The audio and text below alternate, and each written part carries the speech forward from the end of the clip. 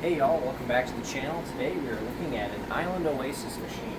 We're going to go over a few quick troubleshooting tips and some helpful things that I think will help you get your machine back up and running. Alright, so a really common problem that we run into as technicians when we come into a store is flashing a bunch of lights, that sort of thing, and it won't blend ice. That's usually the number one thing.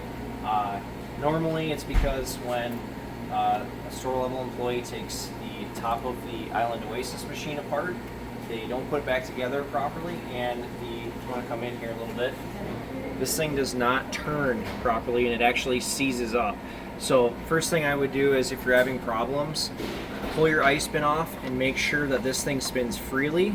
If it doesn't, you'll have to pull this back apart and then re-put it back on, and then make sure this nut is good and tight. You should be doing this often because you can get mold buildup if you don't clean this, so make sure that that gets done. So you'll put your ice bin back on, and then you can hit the ice button and see if that rotates. And if it rotates, then you're good to go. If it's jamming up, that means you need to take it back apart and reservice that, and if you can't get it, then you can make a work order for it. So the next common problem we run into is the flashing number one. Number one flashing means you don't have your lid on, and even if you say you have your lid on and it's still flashing, that means the little magnet in the back of here or the magnet on the back of the ice bin is not catching and reading. So when you put it on, make sure, if you want to stand up here, I know you're short, Tracy, is make sure that the magnet picks up that little thing in the back. Catching that back there? Yep.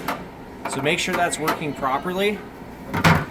And when we put that on, that should make that go away. So then we're not flashing anymore.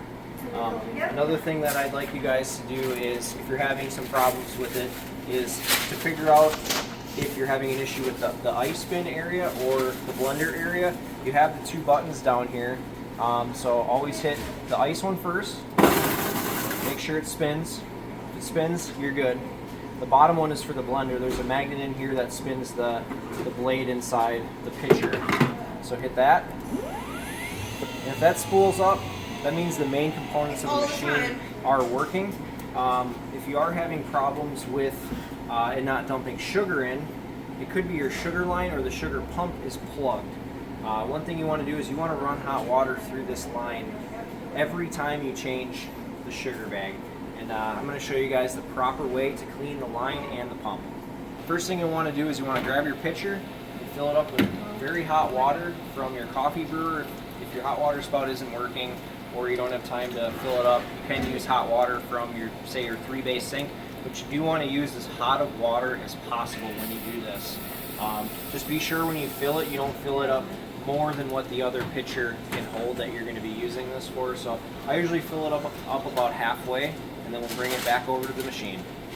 Alright, so now that you got your hot water, you're going to take it, you're going to stick your line right into that hot water, and then you're going to take another pitcher, hopefully you have two, you're going to throw it in there, and you're going to hold the no sugar button. It does take a little bit to activate, but then it'll start pumping and sucking the water through the line, and it'll get all the nice old sugar out of there. So we'll run that all the way through.